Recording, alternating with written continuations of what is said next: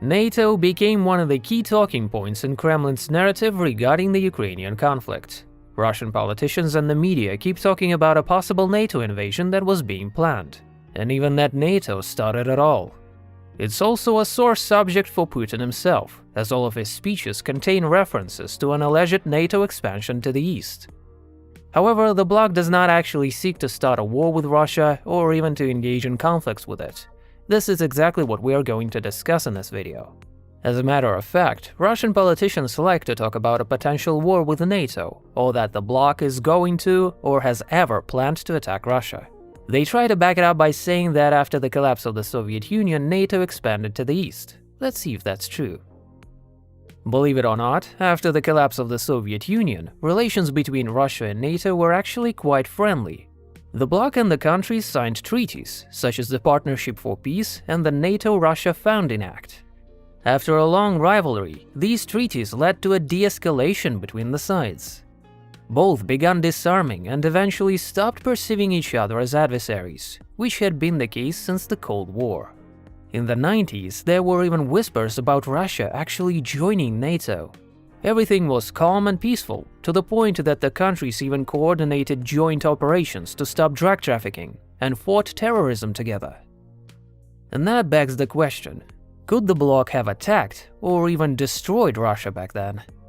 Post-Soviet Russia was in extreme decline, the army was weakened, and state employees could not be paid their regular salaries. This could have been the most opportune time to strike. But NATO showed no sign of even the slightest aggression toward this weakened Russia. On the contrary, Western countries have been trying to appease Russia for years now, despite its involvement in multiple armed conflicts.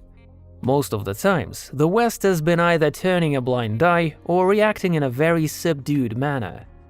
Both Chechnya wars were quite fierce and messy, with military operations in the very heart of the country. Russia was completely unstoppable.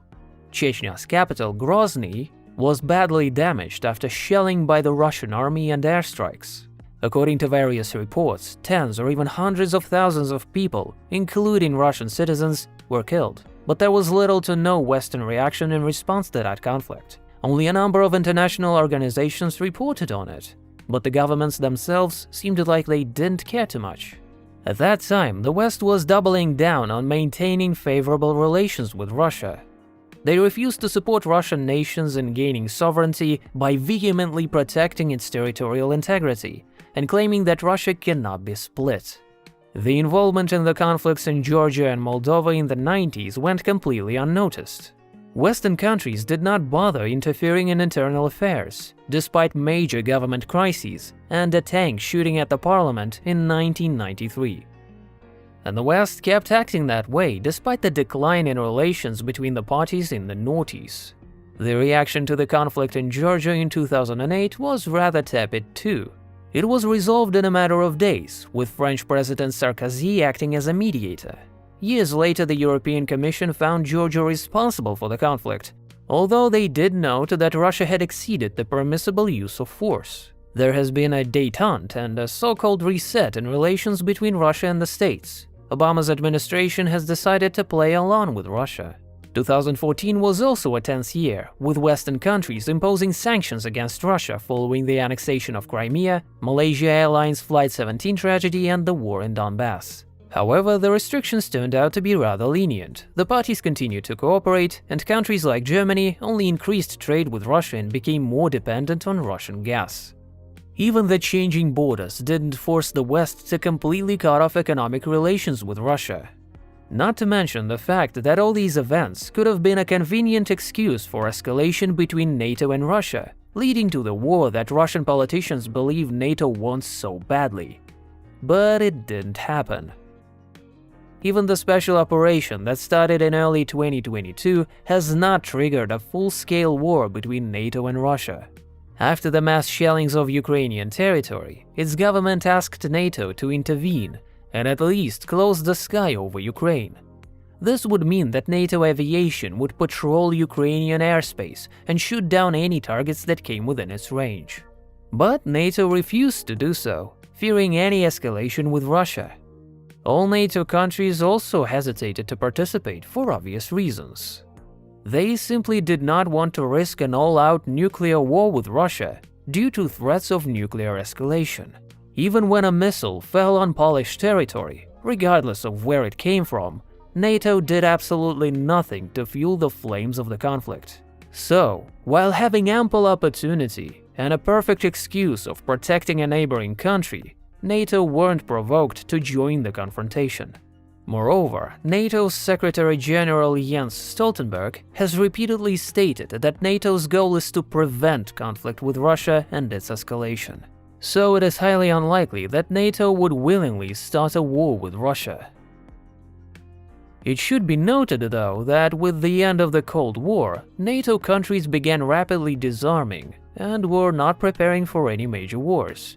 For example, UK, one of Europe's largest military, has 227 Challenger 2 tanks, as opposed to thousands Russian tanks from the Soviet era. Germany also has 266 Leopard 2 tanks in service, and in regards to systems like HIMARS, it has only 38 M270s and no advanced HIMARS whatsoever. Lately it became clear that Europe and even the States are not ready to transfer weapons en masse. There's simply not enough to go around. Large-scale production has been virtually halted for the past 30 years. That's the reason why they are slow to supply Ukraine with military hardware. By and large, NATO countries have grown tired of military campaigns as of late and have only been withdrawing their overseas contingents over the past 10 years. Troops were pulled from Afghanistan, the Syria campaign ended, etc. Although these were limited campaigns, Western countries are mentally unprepared for large-scale wars. In liberal democracies, heavy casualties among citizens are unacceptable. This usually causes serious tensions in society, as was the case during the Tet Offensive. Even though it was ultimately a failure, resulting casualties of 1,500 Americans made a turning point in the United States pacifist movement. Or, for example, the Beirut barracks bombing in 1983, which resulted in the deaths of 241 American soldiers, causing some serious disdain for the operation. NATO has also never deployed or maintained any sizable military in the neighboring countries. For example, before the conflict there were 5,000 NATO troops stationed in the Baltic states, which would not be enough manpower for a proper defense, let alone for an offensive. By the way, in spite of all the talks about supplying Ukraine with weapons ranging from missile defense to nuclear weapons, none have been deployed in the Baltic states, which have been a part of NATO for almost 20 years. So we can conclude that the alliance wasn't preparing for any major wars. For 30 years it's been undergoing mass disarmament, and the amount of troops at the borders have been downright laughable. Everyone understands that a direct confrontation between Russia and NATO countries could lead to a nuclear war, followed by an apocalypse on several continents. Nuclear weapons act as a main deterrent in this situation. And that is exactly why Russia chose Ukraine instead of the Baltic countries, with which it also has a lot of grievances. And yet again, NATO only contributed to strengthening Russia's status as a nuclear power. After the Cold War, no one forced Russia to abandon its nuclear arsenal, so it kept it. Despite Russia's dire circumstances in the 1990s and the strong influence of the Western world, the bloc didn't even attempt to sway Russia into disarming. It would have left Russia genuinely weakened and unable to further intervene in neighboring countries. On top of that, it was the United States that contributed to the disarmament of other post-Soviet countries. After the collapse of the Soviet Union, nuclear weapons remained in Kazakhstan, Belarus, and Ukraine, but under pressure from the West, these countries were forced to give them up. For that, Ukraine was promised complete territorial integrity, and we all know how it turned out in the end. Interestingly enough, nuclear weapons from these countries were sent directly to Russia, which only increased its nuclear potential. So it turns out that not only NATO didn't plan to attack Russia, but in the 90s they allowed it to retain its nuclear status and gave it nuclear weapons from third parties. So the possibility that NATO is planning to attack Russia is most likely nothing more than a myth. Russia has its nuclear weapons and a pretty sizable army, so there's no reason to fear any kind of invasion. This video was made possible thanks to our sponsors on Patreon, Boosty, and YouTube. If you like our content, please consider supporting us.